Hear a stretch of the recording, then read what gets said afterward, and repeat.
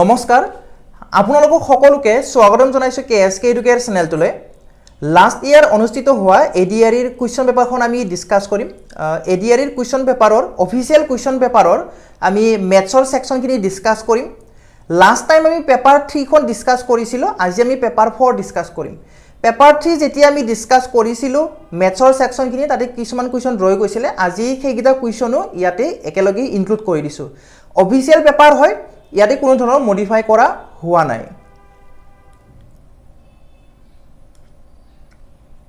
first কুৱেশ্যনটো এইটো চাও এই কুৱেশ্যনটো আপোনাৰ পেপাৰ 3 আছিল প্ৰথম যিকিটা কুৱেশ্যন ইনক্লুড কৰিছো প্ৰথম 4টা নে 5টা হেগিটা আপোনাৰ পেপাৰ 3 হয় ইয়াৰে পিছত আমি পেপাৰ 4 টো একেলগে ডিসকাস কৰি যাম এলজেব্ৰা পৰা আছে একদম ইজি হয় চাও কি বুলি কৈছে x ৰ ভ্যালু দিছে if x is equal to √3 then the value of x to the power 4 plus 1 by x to the power 4 is এতিয়া বহুতে হয়তো ইটো এনেকে ভাবি পৰে x to the power 4 formula বা কি হ'ব এৰে কোনো ধৰণৰ ফৰ্মুলা নালাগে যেটো x ৰ মান দিয়া আছে ডাইৰেক্টলি মানটো বহুৱাই দিলে হৈ গল চাওক x ৰ ভ্যালু √3 হয় গটিকে x ৰ ঠাইত আমি কি লিখিম √3 লিখিম √3 to the power 4 plus 1 by √3 to the power 4 মানে যত আমি x দেখা পাও তাতে আমি √3 বহুৱাই দিম তো এটো আমি এনেকে লিখিব পাৰো চাওক √3 স্কয়াৰ হোল স্কয়াৰ এনেকা আমি লিখিব পাৰো কাৰণ 2 2 গুণ 4 হয় ওকে এনেকা আমি ভাঙি কেনে লিখিব পাৰো ইয়াটো আমি এনেকে ভাঙি কেনে লিখিব পাৰো √3 স্কয়াৰ হোল স্কয়াৰ এনেকে আমি লিখিব পাৰো হয়নে নহয় টু দি পাৱাৰ 4 টো আমি ভাঙিলে কি স্কয়াৰ ইনটু স্কয়াৰ মানে স্কয়াৰৰ স্কয়াৰ আমি লিখিব পাৰিম হয়নে নহয় এতিয়া চাওক কি হ'ব a স্কয়াৰ আৰু স্কয়াৰ কাট খাই যাব কি থাকিব 3 স্কয়াৰ থাকিব প্লাস 1 বাই ইয়াটো একে হ'ব ইয়াটো কি আহিব 3 স্কয়াৰ আহিব 3 স্কয়াৰ মানে হৈছে 9 প্লাস 1 বাই 9 9 প্লাস 1 বাই 9 মানে আমি যদি সমস্তত লিখো কি হ'ব 9 সমস্ত 9 ভাগৰ 1 হৈ যাব ওকে 9 প্লাস 1 বাই 9 মানে হৈছে 9 and 1 বাই 9 দুটা একেটাই বস্তু হয় so option A is the correct answer option A টো হৈছে শুদ্ধ উত্তৰ একদম ইজি হয় এলজেব্ৰাৰ হয় ভ্যালু দিয়া আছে জাস্ট পুট কৰি দিলে হৈ গল জাস্ট বহুৱাই দিলে হৈ গল নেক্সট কোৱেশ্চন তুলে আগবাঢ়ি যাম এডু কোৱেশ্চন চাও if x by 3 is equal to y by 4 is equal to z by 7 then x plus y plus z divided by 2z is equal to okay তো ইয়াতে চাও x ৰ তলত যি আছে সেইটো হৈছে x ৰ মান যেনেকৈ x ৰ তলত 3 আছে সো x ৰ ভ্যালু 3 y ৰ ভ্যালু 4 z ৰ ভ্যালু 7 কোনো ধৰণৰ কনস্ট্যান্ট ধৰিব নালাগে যেহেতু আপোনাক কি লাগে আপোনাক এটা ফ্ৰেকশন লাগে ফ্ৰেকশন বা ৰেশিও বুলি ক'ব পাৰি তো আপুনি যদি কনস্ট্যান্ট এটা কেও ধৰে বা বেলেগ p সামথিং তেনেকে যদি ধৰে কনস্ট্যান্ট এটা সেই কনস্ট্যান্টটো লাষ্টত আলটিমেটলি কাট খাই যাব হেকানে কোনো কনস্ট্যান্ট ধৰাৰ প্ৰয়োজন নাই ডাইৰেক্টলি মানগিটা বহুৱাই দিলে হৈ গল ওকে x ৰ ভ্যালু 3 y ৰ ভ্যালু 4 আৰু z ৰ ভ্যালু হৈছে 7 ওকে x ৰ ভ্যালু 3 কেনেকৈ পালো তলত যি আছে হেতুই তাৰ মান y ৰ ভ্যালু 4 আৰু z ৰ ভ্যালু হৈছে 7 তলত আছে 2 z twice z অৰ্থাৎ 2 7 কি হ'ব চাও 3 7 10 14 তলত কিমান আছে 2 পূৰণ 7 কিমান আছে 2 পূৰণ 7 সো চাও তলতো 14 আহিবনে নাই 2 7 গুণ 14 হয়নে নহয় 2 7 গুণ 14 আমি লিখিব পাৰিম তো 14 কাট খাই যাব কিমান থাকিব 1 থাকিব so answer will be 1 option A is the correct answer option A টো আপোনাৰ কাৰেক্ট হ'ব নেক্সট লৈ আমি আগবাঢ়ি যাম নেক্সট এই কোৱেশ্চনটো চাওক আপোনাৰ মেনচুৰেশনৰ পৰা আহিছে এইটো ত্ৰিভুজৰ পৰা আহিছে কি দিছে কোনো এক ত্ৰিভুজৰ বাহুবোৰৰ দৈৰ্ঘ্যৰ অনুপাত 1/2 1/3 1/4 ওকে তো ইয়াতে আপোনাৰ যি অনুপাত হয় সেই অনুপাতবোৰক আপোনাৰ ভগ্নাংশত দি কিনে অকনমান কনফিউজনত পেলাই দিছে কিছুমানে ইয়াতে কনফিউজনত পৰি যাব তো এই যেটো ফ্ৰেকশন আছে মানে অনুপাতবোৰ যেটো আপোনাৰ ভগ্নাংশত আছে সেই বস্তুটো প্ৰথমতে নোহুৱা কৰি লওক ভগ্নাংশটো নোহুৱা কৰি লওক তো ভগ্নাংশ আপুনি নোহুৱা কেনেকৈ কৰিব কি কৰিব হৰ গিটাৰ লসাগু উলিয়াব লসাগু যি হ'ব গুটে গিটাকে লসাগুৰ লগত পূৰণ কৰি দিয়ক তেতিয়া আপোনাৰ ভগ্নাংশবিলাক নোহোৱা হৈ যাব ওকে তো এইখিনি কাম আমি প্ৰথমতে কৰি লও 1/2 1/3 আৰু 1/4 ওকে লিখি লৈছো মই অনুপাত গেটা 2 3 4 লসাগু কি হ'ব লসাগু কি হ'ব লসাগু হ'ব 12 লসাগু হ'ব 12 একদম মুখে মুখে পাৰি ওকে লসাগু হৈছে 12 গতিকে মই 12 ৰে পূৰণ কৰিম 12 ৰে মই পূৰণ কৰিম গুটেই গেটা ওকে গুটেই গেটা মই পূৰণ কৰিম তেতিয়া কি হ'ব 2 এ 12 কাটিব 6 বাৰ 3 এ 12 কাটিব 4 বাৰ আৰু 4 এ 12 কাটিব 3 বাৰ অৰ্থাৎ 6:4:3 6:4:3 হৈছে ইয়াৰ সাইড গেটাৰ ৰেশিও ওকে তাৰপিছত কোৱেশ্চনটোত কি কৈছে চাওক আৰু ইয়াৰ পৰিসীমা 104 সেন্টিমিটাৰ পৰিসীমা মানে কি মই আগৰ পৰাই বাৰে বাৰে কৈ আহিছো পৰিসীমা মানে কি ত্ৰিভুজৰ পৰিসীমা বেলেগ একো নহয় তাৰ বাহু গেটাৰ যোগফল হয় কি হয় বাহু গেটাৰ যোগফল হয় ওকে ত্ৰিভুজটোৰ আটাইতকৈ দীঘল বাহুৰ দৈৰ্ঘ্য ইয়াতে চাওক যেটো ৰেশিও আটাইতকৈ বেছি হ'ব তাৰে ভ্যালুটো আমি নিৰ্ণয় কৰিব লাগে মানে যেটো ৰেশিও আটাইতকৈ ডাঙৰ হ'ব সেইটোৱে কি হ'ব দীঘল বাহু হ'ব ওকে সো চাওক 6 4 3 এইটা অনুপাতত আছে আৰু এইগিটা যোগ কৰিলে আমি সাইড গিটাৰ যোগফলটো পাম ৰেশিওত পাম ওকে তো ৰেশিওত আমাৰ যোগফল কি হ'ব সাম কি হ'ব 13 হ'ব 13 কেনেকৈ পালো 6 4 10 10 3 13 এই 13 টোৱে কি বুজাব টোটাল ৰেশিও ওকে মানে সাম কৰি যি পালো নহয় টোটাল ৰেশিও টোটাল ওকে তো এই টোটাল খিনি কাক বুজাই আছে এই টোটাল খিনি আপোনাৰ পৰিসীমাক বুজাই আছে 104 ক বুজাই আছে 104 ক বুজাই আছে ওকে অৰ্থাৎ 13টা ৰেশিও মানে 104 আমাক লাগে কি দীঘল বাহুৰ দৈৰ্ঘ্য লাগে দীঘল বাহুৰ ৰেশিও কি 6 অৰ্থাৎ 6টা ৰেশিওৰ ভ্যালু উলিয়াব লাগে ওকে 104 ডিভাইডেড বাই 13 into 6 ওকে এইখিনি ক্যালকুলেট কৰিলে आंसर আমি পাই গলো 13 এৰে 104 যাব 8 টাইমছ যাব 8 বাৰ যাব 13 8 গুণ 104 হয় থাকিল কিমান 8 পূৰণ 6 8 6 গুণ 48 48 সেন্টিমিটাৰ আপোনাৰ কি হ'ব লংগেষ্ট সাইড হ'ব ওকে ট্ৰায়াঙ্গলৰ লংগেষ্ট সাইড হ'ব 48 সেন্টিমিটাৰ অথবা option B is the correct answer লাহে লাহে বুজাবলৈ চেষ্টা কৰিছো যাতে সকলোৱে বুজি পায় যদি কিবা বুজি নোপোৱা থাকে আপোনালোকে কমেন্ট বক্সত জনাই দিব পাৰে নেক্সট এইটো কোৱেশ্চন চাও এজ ৰিলেটেড প্ৰবলেমছ হয় কি দিছে এজন ব্যক্তি তেওঁৰ পত্নীতকৈ 3 বছৰে ডাঙৰ কোন কোন আছে ইয়াতে এজন ব্যক্তি আছে ধৰি লৈছো হাজবেন্ড ওকে আৰু ওয়াইফ হাজবেন্ড আৰু ওয়াইফ ওকে ওয়াইফ কি হয় ওয়াইফ 3 বছৰ সৰু হয় হাজবেন্ড 3 বছৰ ডাঙৰ হয় ওকে আৰু তেওঁৰ বয়স তেওঁৰ পুত্ৰৰ বয়সৰ 4 গুণ অৰ্থাৎ পুত্ৰও আছে সন ওকে চাওক তাৰ মানে কি হাজবেন্ডৰ যি বয়স হয় সেই হাজবেন্ডৰ বয়সটো লৰাতকৈ মানে সনতকৈ সনৰ কি হয় 4 গুণ হয় অৰ্থাৎ সনৰ যদি পুত্ৰৰ যদি বা পুতেকৰ যদি বয়স বৰ্তমান বয়স x বছৰ হয় হাজবেন্ডৰ কিমান হ'ব মানে বাপেকৰ কিমান হ'ব ওকে বাপেকৰ হৈ যাব আপোনাৰ 4x আৰু ওয়াইফৰ কিমান হ'ব ওয়াইফৰ কি বুলি কৈছে হাজবেন্ডই 3 বছৰ ডাঙৰ ওয়াইফত কয় কিন্তু কথাটো যদি উল্টাকে কও ওয়াইফ কি তাৰ মানে ওয়াইফ 3 বছৰ সৰু ওকে তাৰ মানে কি হৈ যাব 4x - 3 হৈ যাব -3 কিয় 3 বছৰ সৰু হয় ওয়াইফ 3 বছৰ সৰু হয় হাজবেন্ড 3 বছৰ ডাঙৰ হয় ওয়াইফত কয় ওকে তাৰ পিছত কৈছে যদি 3 বছৰৰ পিছত তেওঁৰ পুত্ৰৰ বয়স 15 বছৰ হয় অৰ্থাৎ এই পুত্ৰৰ বয়স x আছিল বৰ্তমান 3 বছৰ পিছত কি হ'ব আফটাৰ 3 ইয়াৰ্স কি হ'ব 3 বছৰ বাঢ়ি যাব হয় নে নহয় x + 3 হৈ যাব 3 বছৰ পিছত পুতেকৰ বয়স जितु निकी की बुली কৈছে প্ৰশ্নত 15 বুলি কৈছে ওকে সো ইয়াৰ পৰা আমি x ৰ ভ্যালু পাম কিমান পাম 15 পৰা 3 গলে 12 পাম 12 বছৰ অৰ্থাৎ পুতেকৰ বৰ্তমান বয়স 12 বছৰ হয় বৰ্তমান বয়স কি হয়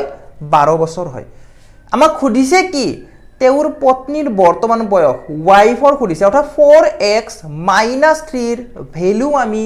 নিৰ্ণয় কৰিব লাগে we have to find out the value of 4x - 3 okay x ৰ ভ্যালু কি 12 x ৰ ভ্যালু কি 12 আমাক কি লাগে 4x - 3 লাগে okay so 4 into x মানে 4 into 12 minus 3 okay 12 4 গুণ 48 12 4 গুণ কিমান হল 48 48 48 48 ৰ পৰা 3 যদি মাইনাস কৰো কি থাকিব 45 so 45 is the correct answer d to correct হৈ যাব d is the correct answer আশা কৰিছো ধৰিব পাৰিছে যদি বাপেকৰ বয়সটো যদি খুদিলে হয় বা হাজবেন্ড বুলি যদি কলে হয় তেতিয়া আমি কি কৰিলো হয় বৰ্তমান বয়সটো যদি উলিয়াব দিলে হয় আমি 4 ৰে মাল্টিপ্লাই কৰিলো হয় অৰ্থাৎ কিমান হল হয় চাও কিমান হল হয় 12 পূৰণ 4 12 4 গুণ 48 হলে হয় ওকে বা আমি ওয়াইফৰ লগত +3 কৰি কেনেও আমি হাজবেন্ডৰ বয়সটো উলিয়াব পাৰিলো হয় ওকে পুতেকৰ বৰ্তমান বয়স 12 বছৰ বাপেকৰ বৰ্তমান বয়স 48 আৰু মাকৰ বৰ্তমান বয়স বা ওয়াইফৰ এটো চাও ওয়াইফৰ কি হ'ব 45 হৈ যাব ওকে নেক্সট কোৱেশ্চন তো লৈ আগবাঢ়ি যাও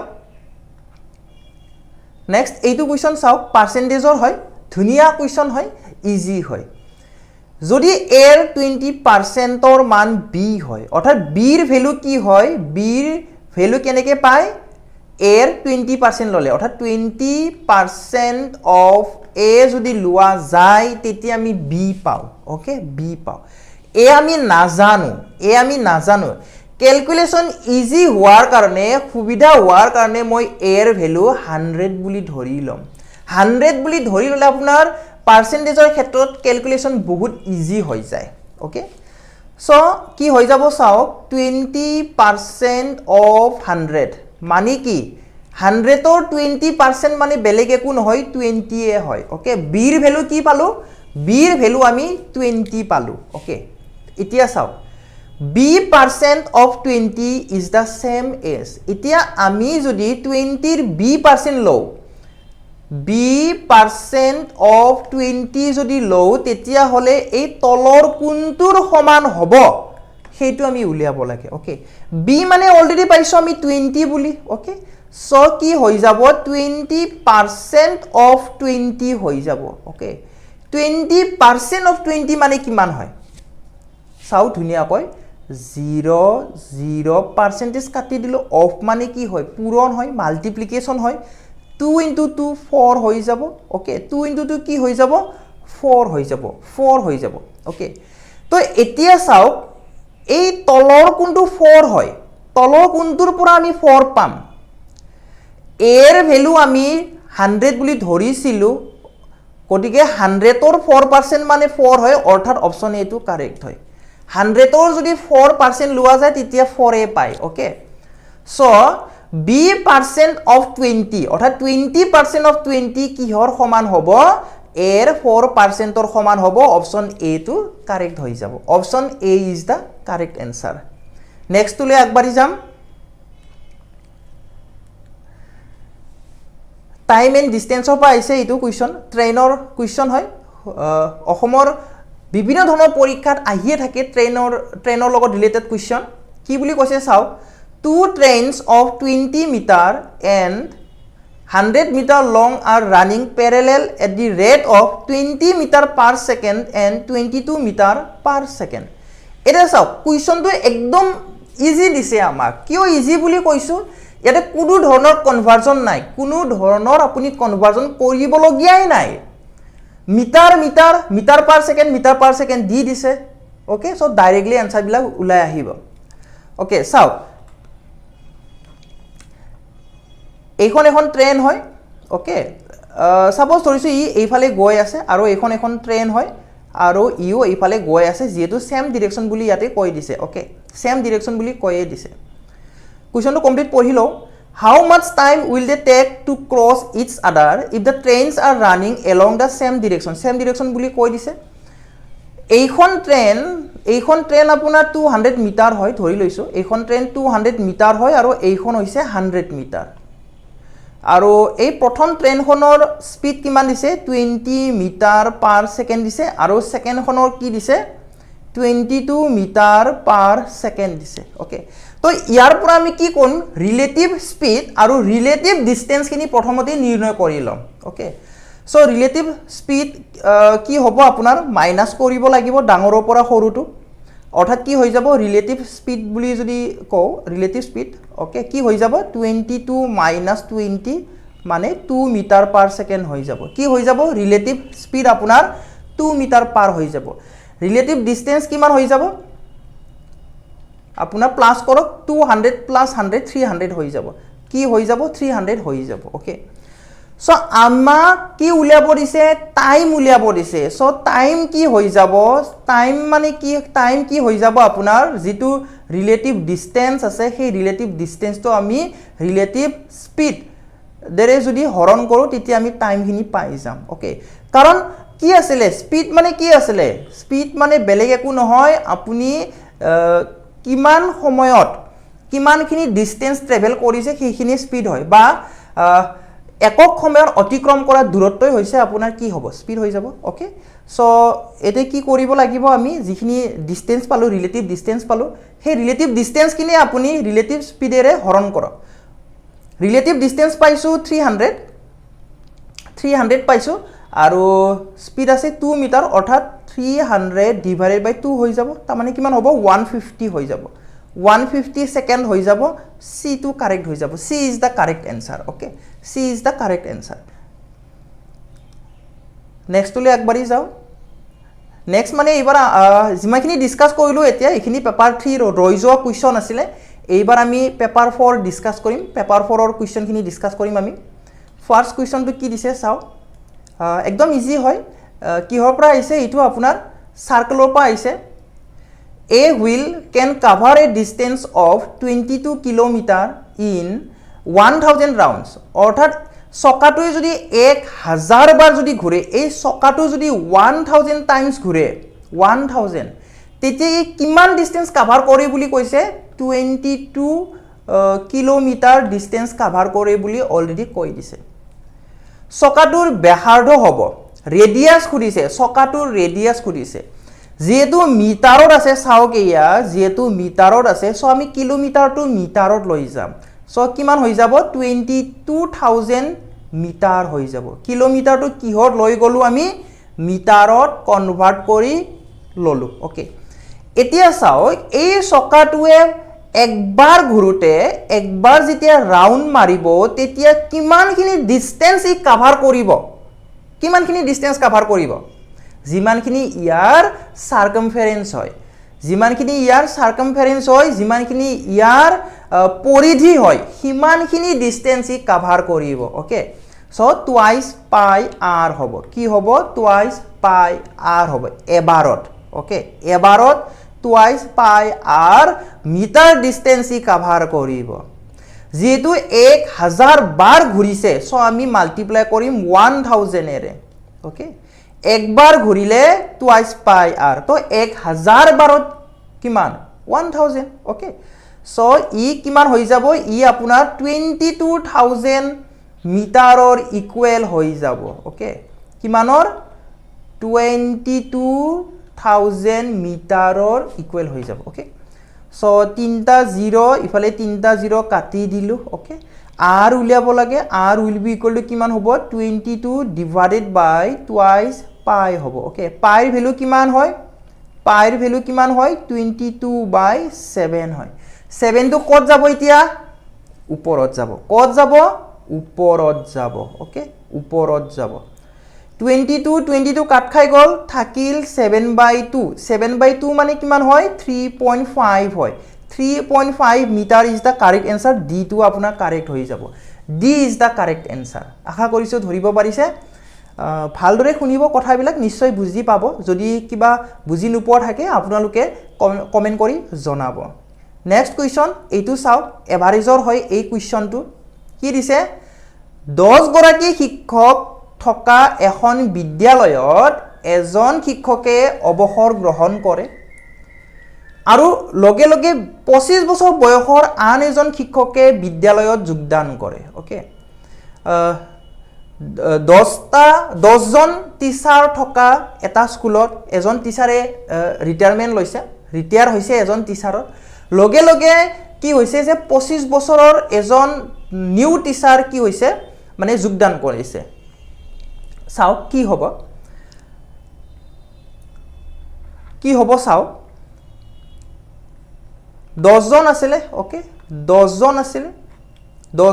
ইয়াৰ পৰা এজন ওলাই যাব আৰু এজন সোমাব অৰ্থাৎ আলটিমেটলি আপোনাৰ নাম্বাৰ অফ টিচাৰটো ইকুৱেল থাকিব নাম্বাৰ অফ টিচাৰ 10 জনেই থাকিব ওকে কুৱেশ্যনখিনি কমপ্লিটলি পঢ়ি লওঁ ফলস্বৰূপে শিক্ষকসকলৰ গড় বয়স 3 হ্ৰাস পায় অৰ্থাৎ 3 কি হৈছে ডিক্ৰিজ হৈছে অৱসৰ গ্ৰহণ কৰা শিক্ষকজনৰ বয়স ওকে সো অৱসৰ গ্ৰহণ কৰা শিক্ষকৰ বয়স আমি কেনেকৈ উলিয়াম চাও এই যে নতুনকৈ যে এপইণ্ট হৈছে নতুনকৈ যে যোগদান কৰিছে বা জয়েন কৰিছে সেই টিচাৰজনৰ বয়সটো লিখিম আমি ফাৰ্ষ্টতে সেই টিচাৰজনৰ বয়স কিমান হয় 25 হয় ওকে 25 হয় নাম্বাৰ অফ টিচাৰ কিমান হয় নাম্বাৰ অফ টিচাৰ 10 হয় এভাৰেজ কিমান ডিক্ৰিজ হৈছে ডিক্ৰিজ হোৱাৰ কাৰণে ইয়াতে প্লাস দে ডিক্ৰিজ হোৱাৰ কাৰণে ইয়াতে প্লাস ওকে ডিক্ৰিজ হোৱাৰ কাৰণে প্লাস কিমান ডিক্ৰিজ হৈছে 3 ডিক্ৰিজ হৈছে ওকে তো এনেকৈ কৰিলে আপুনি এনসাৰটো পাই যাব সো 25 প্লাস 30 10 3 30 ওকে তো কিমান হৈ গ'ল 55 ইয়ার্স আপোনাৰ অপশন এ টো কারেক্ট হৈ যাব option A is the correct answer তো সেম কোয়েশ্চন আপোনাৰ কেতিয়াবা নাম্বাৰৰ ক্ষেত্ৰটো দিব পাৰে যেনেকৈ লেটস সে 10টা নাম্বাৰ আছিলে এই 10টা নাম্বাৰৰ পৰা যিকোনো এটা নাম্বাৰ কি কৰিছে যিকোনো এটা নাম্বাৰ লেটস সে x এটা নাম্বাৰক আপুনি বাহিৰ কৰি দিছে আৰু লগালগ আপুনি y এটা নাম্বাৰ ইনক্লুড কৰি দিছে আৰু এই y নাম্বাৰটো লেটস সে আপোনাৰ কি হয় 25 হয় ওকে আৰু কি হৈছে আপোনাৰ যেটো এভাৰেজ আছিল ইনিশিয়ালি হি এভাৰেজটো ডিক্ৰিজ হৈ গৈছে ওকে সো এটা ফৰ্মুলা ডিডিউস কৰি দিদিও ইয়াতে মনত থাকাকে ওকে লেটস সে উলাই যাওটো x হয় আৰু এন্ট্ৰি কৰাটো y হয় আৰু ডিক্ৰিজ হোৱাটো d হয় আৰু 10টা নাম্বাৰ আছিল লেটস সে তো ফৰ্মুলাটো কেনেকৈ হ'ব এই উলাই যোৱা নাম্বাৰটো হ'ব x will be equal to কি হৈ যাব আপোনাৰ y plus 10d হৈ যাব ওকে y plus 10d হৈ যাব ইয়াতে কি হয় উলাই যোৱা নাম্বাৰটো x হয় আৰু নতুন এন্ট্ৰি হোৱাটো y হয় আৰু d টো কিমান হয় d টো হৈছে ডিক্ৰিজ হোৱাটো তো আপুনি এই ফৰ্মুলাটো মনত ৰাখিব পাৰে আকৌবা কৈছো x টো কি হয় x টো হৈছে উলাই যোৱা y হৈছে এন্ট্ৰি কৰা আৰু d টো হৈছে এভাৰেজৰ ডিক্ৰিজ হোৱাটো ওকে নেক্সট কোৱেশ্চনটোলৈ আগবাঢ়ি যাও এই কোৱেশ্চনটো চাওক ৰেশিওৰ হয় একদম ইজি হয় একদম পানী হয় কি বুলি কৈছে চাওক 720 গৰাকী বিদ্যাৰ্থী থকা এখন বিদ্যালয়ত লৰা আৰু ছোৱালীৰ সংখ্যাৰ অনুপাত 7:5 হয় ওকে 7:5 হয় টোটাল আছে 720 ৰেশিও কিমান দিছে 7:5 দিছে ওকে 7:5 দিছে আৰু টোটাল ষ্টুডেন্ট আছে 720 অনুপাতটো 1:1 হ'বলৈ অতিৰিক্ত কিমান গৰাকী ছোৱালীৰ নাম ভৰ্তি হ'ব লাগিব যিমান পাৰে সিমান শৰ্টকৈ কৰিবলৈ আমি চেষ্টা কৰিম ওকে সো যেহেতু টোটাল ষ্টুডেন্ট দিয়া আছে আমি কি কৰিম টোটাল ৰেশিওৰ টোটাল আমি নিৰ্ণয় কৰিম ওকে ৰেশিওৰ যদি টোটাল নিৰ্ণয় কৰো কি হ'ব 7 + 5 হ'ব ওকে ৰেশিওৰ টোটাল কিমান হৈ যাব 7 + 5 which is equal to 12 হৈ যাব ওকে ৰেশিওৰ total is equal to total number of students অৰ্থাৎ কিমান হৈ গ'ল আপোনাৰ 12টা ৰেশিওৰ ভ্যালু হৈছে 720 এটা ৰেশিওৰ ভ্যালু কিমান হ'ব 60 হ'ব 1272 12ৰে কাটিছো 1272 0 টো লগাই দিছো অৰ্থাৎ 60 কি হৈ গ'ল এটা ৰেশিওৰ ভ্যালু হৈ গ'ল 60 12টা ৰেশিও হৈছে 720 এটা ৰেশিও হৈছে 60 বুজি পাইছে ইয়ালৈকে আমাক কৰিব কি দিছে এই যে 7:5 আছিল যত নেকি নাম্বাৰ অফ বয়জ 7টা ৰেশিও আৰু নাম্বাৰ অফ গাৰ্লছ হৈছে 5টা ratio number of girls to increase কৰিব লাগে যাতে আমাৰ ৰেশিও টু কি হৈ যায় বয়জ এণ্ড গাৰ্লছ দুইটা ৰেশিও ইকুৱেল হৈ যায় 1:1 হৈ যায় ওকে তাৰমানে কি কৰিব লাগে 7:7 7:7 কৰিলেহে 1:1 হ'ব ইকুৱেল হৈ যাব ওকে তো কোনটো আমি প্লাস কৰিব লাগে নাম্বাৰ অফ গাৰ্লছৰ যেটো ৰেশিও হ'ব সেইটো আমি প্লাস কৰিব লাগে তো আপুনি ভালদৰে চাওক ইয়াতে 7 আছে ইটো 7 বনাব লাগে তো কিমান প্লাস কৰিব লাগিব আপুনি ক'ব 2 প্লাস কৰিব লাগিব অৰ্থাৎ নতুনকৈ দুটা ৰেশিও যোগ কৰিব লাগিব দুটা ৰেশিও যোগ কৰিব লাগে অৰ্থাৎ দুটা ৰেশিওৰ ভ্যালু নিৰ্ণয় কৰিলে এনসাৰ পাই গলো দুটা ৰেশিওৰ ভ্যালু কিমান হৈ যাব 2 * 60 এটা ৰেশিওৰ ভ্যালু 60 হয় দুটা ৰেশিওৰ ভ্যালু কিমান হৈ যাব 2 * 60 which is equal to 120 so আপোনাৰ C টো কাৰেক্ট হৈ যাব C is the correct answer অকমান বেলেগেও কৰিব পাৰি বাট এইটো শৰ্টেষ্ট ওয়ে হয় আশা কৰিছো বুজি পাইছে আপোনালোকে চাওক এনেকেও কৰিব পাৰি অকমান দেখুৱাই দিছো এটো এনেকে ডাইৰেক্টলি মাল্টিপ্লাই নকৰাকৈ আপুনি এনেকেও কৰিব পাৰে এটা ৰেশিওৰ ভ্যালু আপুনি 60 পাইছে তো নাম্বাৰ অফ বয়জ কিমান হৈ যাব যেটো 7টা ৰেশিও আছিল 7 * 60 হৈ যাব কিমান হৈ যাব 420 হৈ যাব নাম্বাৰ অফ বয়জ কিমান নাম্বাৰ অফ বয়জ হৈছে আপোনাৰ 420 নাম্বাৰ অফ গাৰ্লছ কিমান হৈ যাব 60 * 5 which is equal to 300 okay 300 এতিয়া নাম্বাৰ অফ গাৰ্লছ যেটো নাম্বাৰ অফ বয়জৰ লগত ইকুৱেল কৰিব লাগে তো আৰু কিমান প্লাস কৰিব লাগিব ইয়াতে 120 প্লাস কৰিব লাগিব তেতিয়াহে 420 পাম ওকে আশা কৰিছো বুজি পাইছে তো এনেকৈ নকৰি কেনে আপুনি যদি ডাইৰেক্ট 2 ৰে মাল্টিপ্লাই কৰি দে তেতিয়া যি এনসাৰ লাগে সেইটো আমি ডাইৰেক্টলি পাই যাও গতিকে এইখিনি নকৰিলেও হ'ব ওকে নেক্সট কোৱেশ্চন এটো কোৱেশ্চন চাও ধুনিয়াকৈ চাওক সকলোৱে কি বুলি দিছে A hostel has 120 students and food supplies are for 45 days 120 জন ছাত্ৰৰ এটা ছাত্ৰাবাসত এটা হোষ্টেলত 120 জনৰ কাৰণে 45 ডেজৰ কাৰণে খানা আছে ওকে খাদ্য মজুদ আছে যদি ছাত্ৰাবাসত নতুনকৈ 30 জন ছাত্ৰই যোগদান কৰে তেন্তে মজুদ খাদ্যৰে ছাত্ৰাবাসটো কিমান দিন চলিব হেতু আমাক খুদিছে প্ৰথম সেন্টেন্সটো চাও 120 জন ছাত্ৰৰ কাৰণে কিমান দিনৰ কাৰণে খানা আছে আপুনি ক'ব 120 জন ছাত্ৰৰ কাৰণে 45 ডেজৰ কাৰণে খানা আছে 45 ডেজৰ কাৰণে খানা আছে তো যিমানখিনি খানা আছে সেই খানাখিনি একজন ষ্টুডেন্টে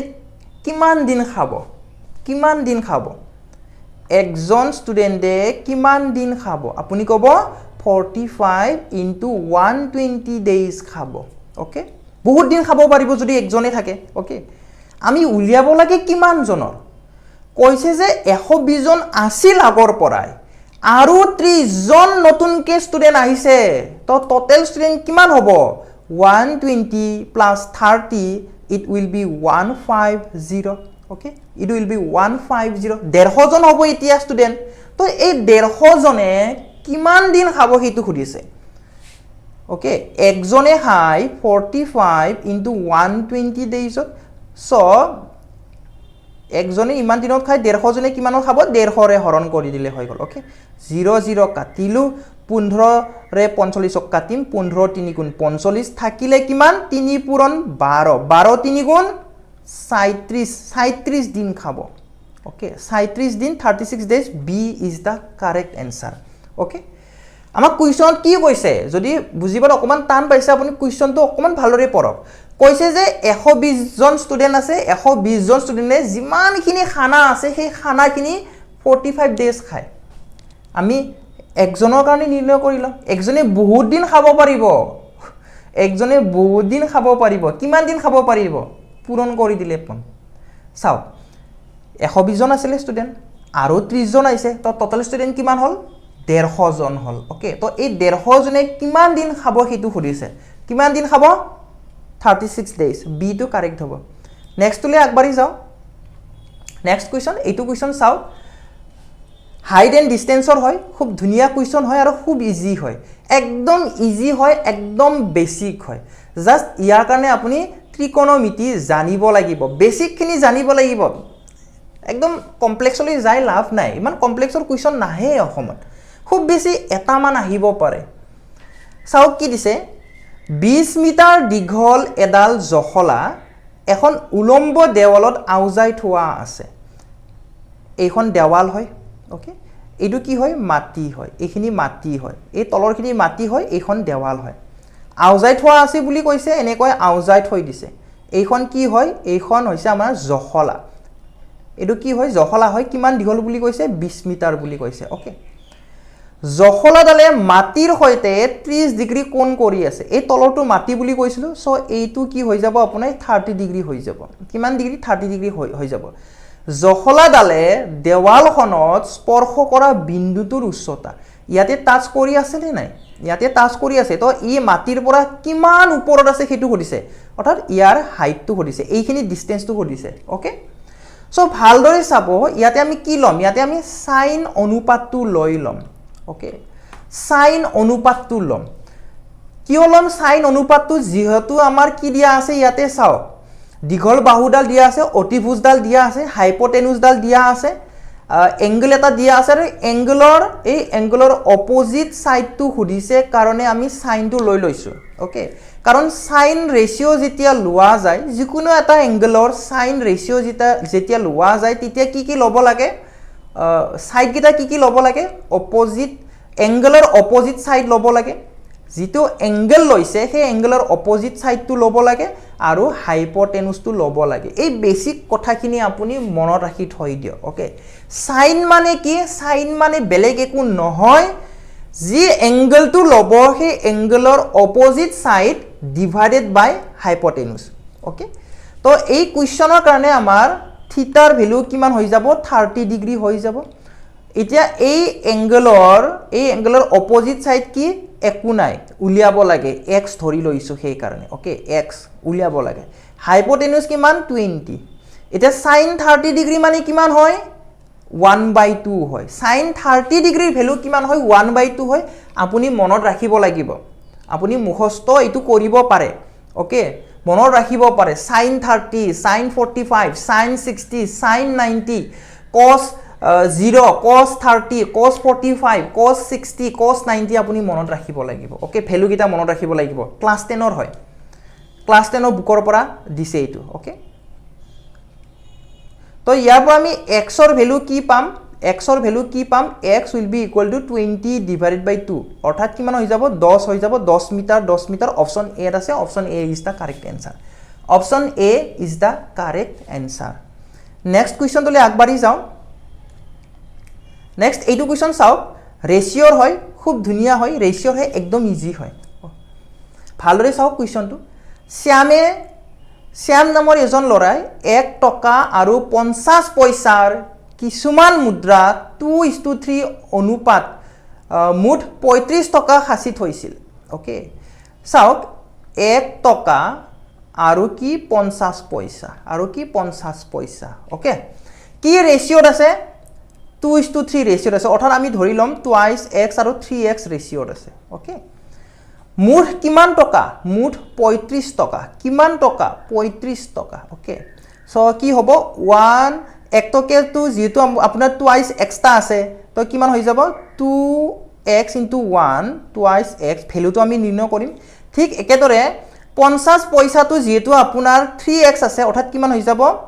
150x হৈ যাব 150x পইচা হৈ যাব এইটো পইচাত আছে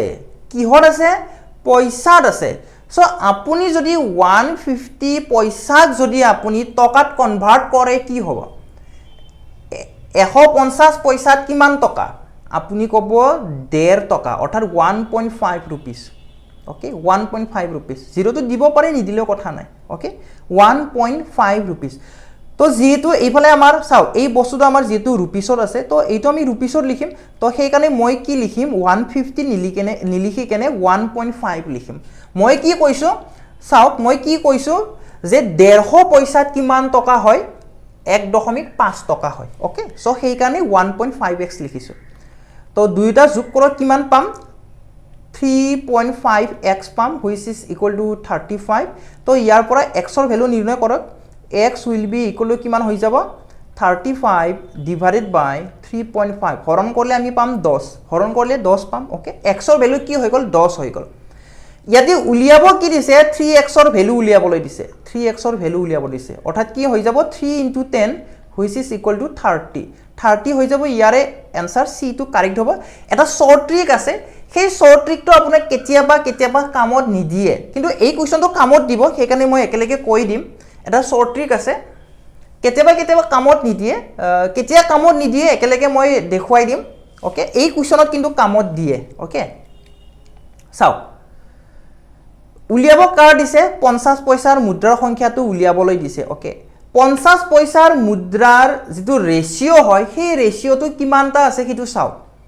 আপুনি কব তিনিটা আছে ওকে তো যেটো आंसर হ'ব সেই आंसरটো 3 ৰে ডিভিজিবল হ'বই হ'ব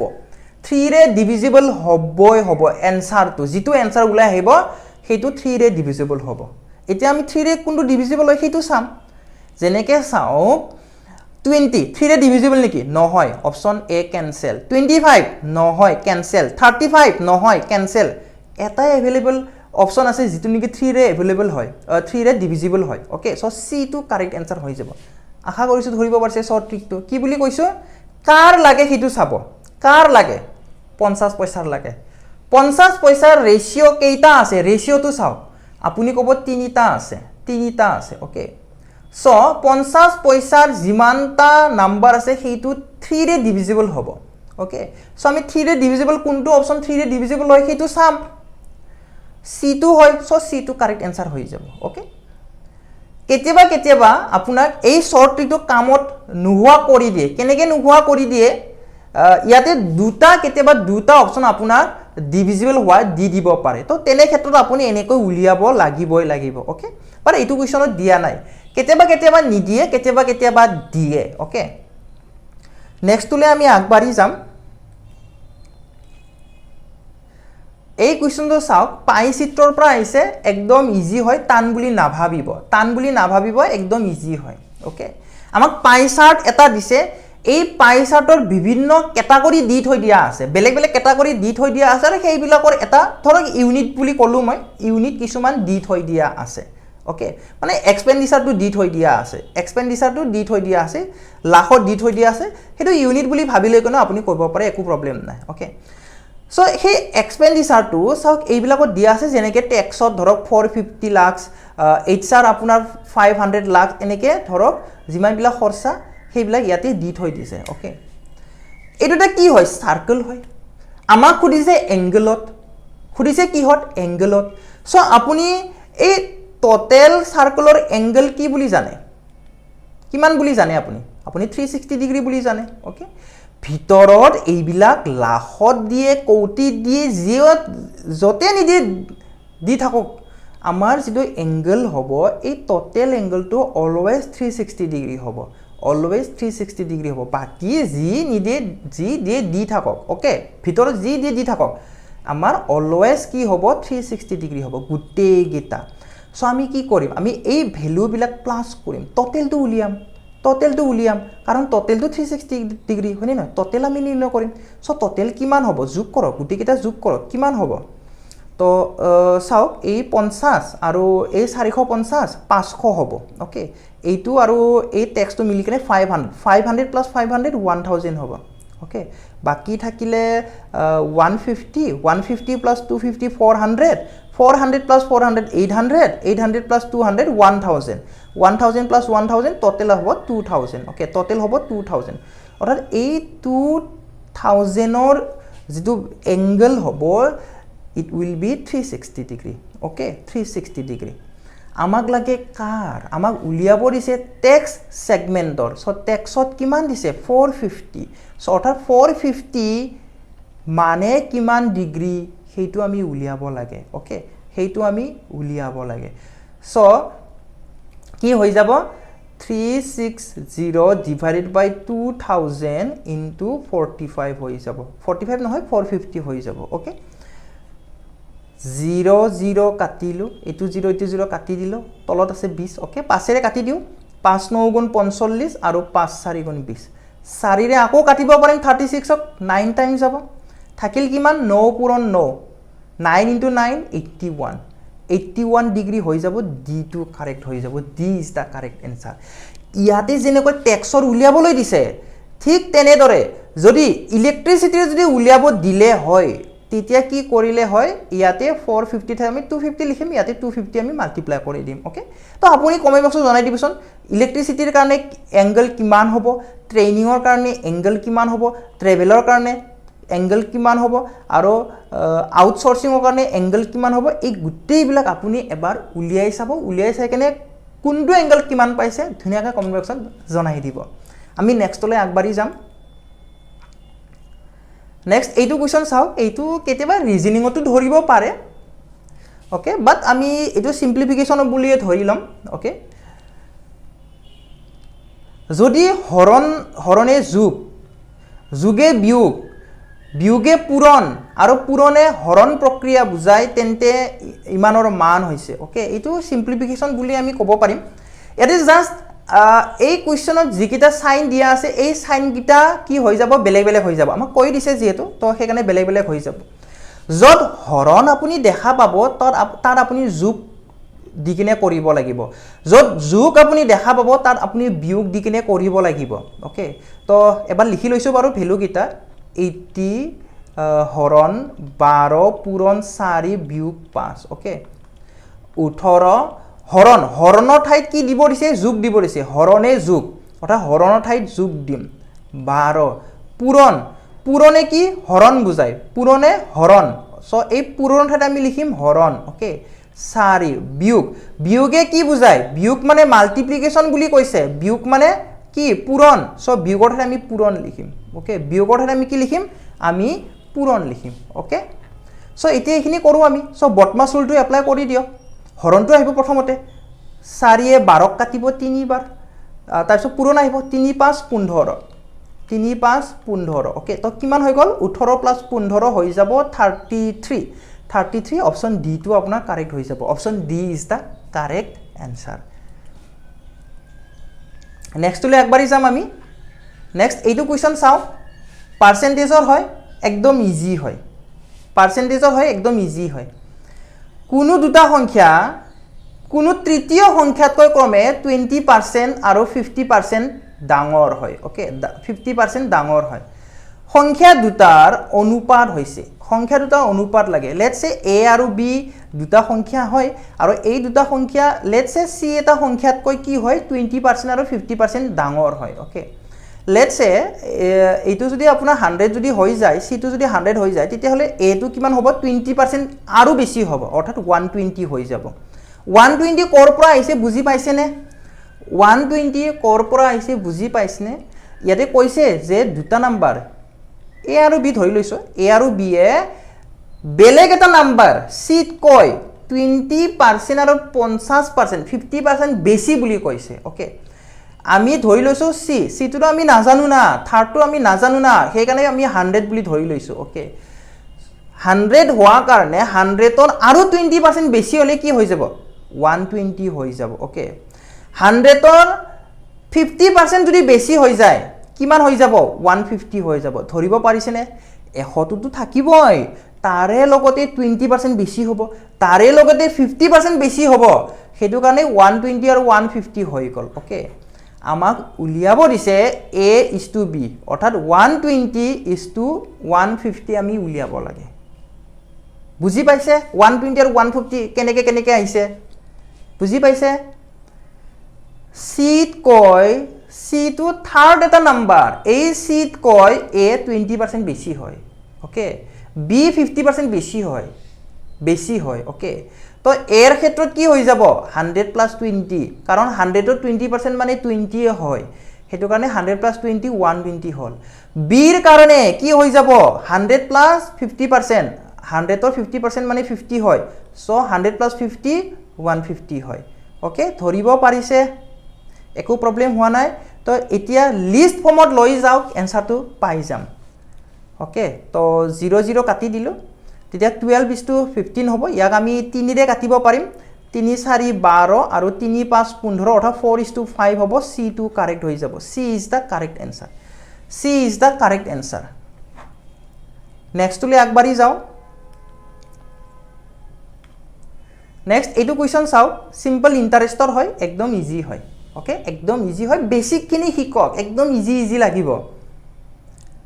4000 টকা মূলধনৰ শতকৰা বছৰি 12% সৰল সুতত 18 মাহৰ সুদ হৈছে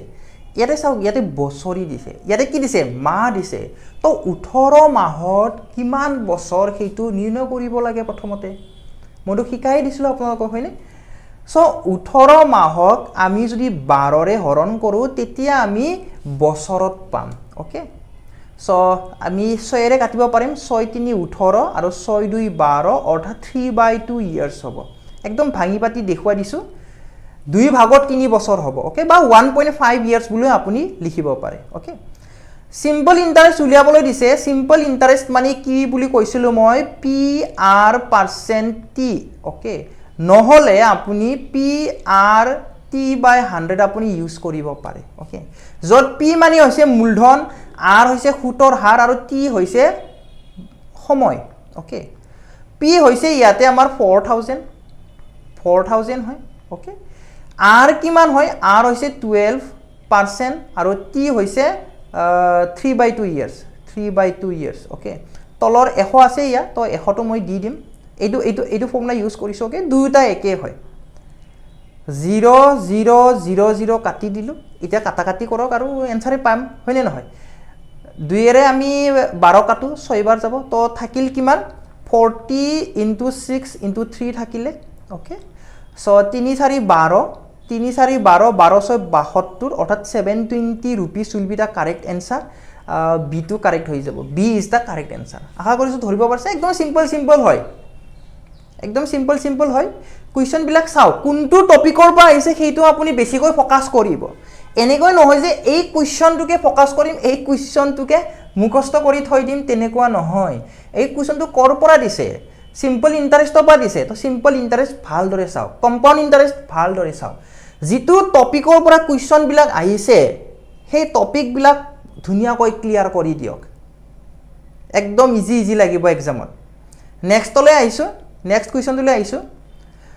the eighth term of the sequence 2 6 18 54 is এইটো আপোনাৰ AP আৰু GP ৰ পৰা আহিছে AP হবনে GP হব আমি যেটো ডিফাৰেন্স হয় সেইটো প্ৰথমতে চাম 2 ৰ পৰা 6 4 এফালে হলে কিমান হৈ যাব 12 ডিফাৰেন্স একে নহয় এটো গটিকে AP নহব AP নহয় GP হবনে চাওকচোন ডিভাইড কৰি চাও বা মাল্টিপ্লাই কৰি চাও ওকে 2 লগত 3 মাল্টিপ্লাই কৰিলে 6 পাম 6 লগত 3 মাল্টিপ্লাই কৰিলে 18 পাম 18 লগত 3 মাল্টিপ্লাই কৰিলে 54 পাম ওকে মাল্টিপ্লাই কৰি পাইছো তা মানে ইটো কি হয় জিপি ত পৰিছে ওকে জিপি ত পৰিছে জিপি আমি ক্লাস কৰা নাই কৰিম বাৰু লাহে ধীৰে ওকে তো জিপি ৰ ফৰ্মুলা কি হয় টাৰ্ম উলোৱা ফৰ্মুলাটো কি আছিল আপোনাৰ n টাৰ্ম যদি উলিয়াব লাগে জিপি ত n টাৰ্ম যদি উলিয়াব লাগে a r to the power n minus 1 আছিলে যত নেকি a মানে হৈছে ফার্স্ট টার্ম a হৈছে ফার্স্ট টার্ম প্ৰথমত যেটো আছে সেইটো হৈছে a r কি হয় r হৈছে আপোনাৰ কিমান মাল্টিপ্লাই কৰি পাই আছে বা ডিভাইড কৰি পাই আছে সেইটো মানে উলটাকৈ আহিলে ডিভাইড হ'ব এনেকৈ যদি উলটাকৈ আহা যায় তেতিয়া ডিভাইড হ'ব ওকে উলটাকৈ যদি আহা যায় মানে আমি 6 2 ৰে হৰণ কৰিলে 3 পাম 18 6 ৰে হৰণ কৰিলে 3 পাম এনেকৈ আপুনি ভাবিব পাৰে বা লেফট টু ৰাইট গলে মাল্টিপ্লাই হিচাপে আপুনি ভাবিব পাৰে 2 3 গুণ 6 6 3 গুণ 18 18 3 গুণ 1 এনেকৈ আপুনি ভাবিব পাৰে ওকে সো সেইটো হৈছে r আৰু n টোই কি বুজাব n টোৱে কিমানটা পদ সেইটো বুজাব ওকে আমাক লাগে কি অষ্টম a 8 ওকে 8 টার্ম লাগে আমাক তো কি হৈ যাব a r to the power 8 minus 1 তো 8 minus 1 হলে কিমান হ'ব 7 হৈ যাব ওকে এইখিনি 7 হৈ যাব a এর ভ্যালু ফার্স্ট টার্ম a হৈছে ফার্স্ট টার্ম 2 আছে 2 দিম ওকে r কিমান মাল্টিপ্লাই কৰি পাই আসো আমি 3 মাল্টিপ্লাই কৰো অৰ্থাৎ r মানে হৈছে 3 ওকে অৰ্থাৎ 2 * 3 to the power 7 হ'ব এনসাৰটো সো 2 * 3 * এবাৰ লিখি দিছো বাৰু এবাৰ লিখি দিছো ওকে 7টা হৈছে নে 1 2 3 4 5 6 7 এই 7টা হল ওকে এইগিটা মাল্টিপ্লাই কৰাৰ আনসাৰ আমি পাই যাম ওকে আনসাৰ আমি পাই যাম তো 3 3 9 3 3 9 81 হ'ব 3 to the power 4 মানে 81 হ'ব ওকে 81 ইফালে হ'ব 3 3 9 27 54 54 ওকে এইকেইটা মাল্টিপ্লাই কৰক এনসাৰ আমি পাই গলো 4 1 4 8 4 32 5 1 5 5 7 40 অৰ্থাৎ কিমান হৈ যাব 4 3 7 4 will be the correct answer 4374 B to correct হৈ যাব 4374 B is the correct answer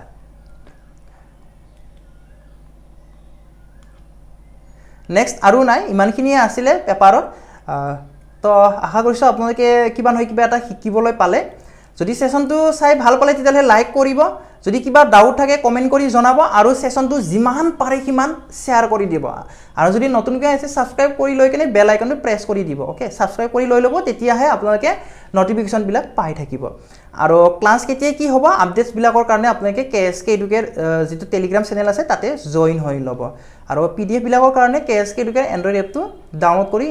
install কৰি লৈ লব ওকে তো আজি সেশনটো ইমানতে আছিল ধন্যবাদ